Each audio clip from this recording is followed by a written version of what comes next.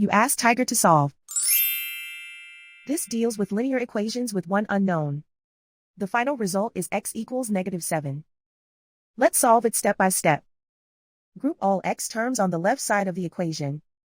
Subtract 2x from both sides. Group like terms. Simplify the arithmetic.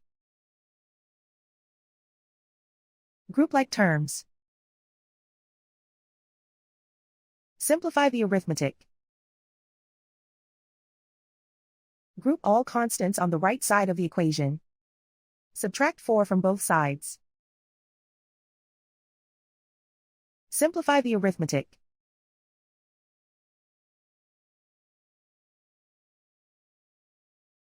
Isolate the x.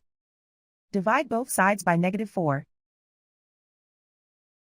Cancel out the negatives. Simplify the fraction. Move the negative sign from the denominator to the numerator.